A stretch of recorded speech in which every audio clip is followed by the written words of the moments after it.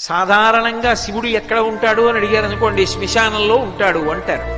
శ్మశానంలో ఉంటాడు అన్న మాటని జాగ్రత్తగా అర్థం చేసుకోవాలి. నిజానికి ఆయనకి శ్మశానంలో ఉండవలసిన అగత్యమే లేదు. అనుశాసనిక పర్వంలో భారతంలో పార్వతీదేవి అడిగింది, శంకర బ్రహ్మాండమైన కైలాసం ఉంది, ఎందుకండి అక్కడ ఉంటారు మీరు శ్మశానంలో అని. అయ్యో 2 కారణాలకు ఉంటాను పార్వతి.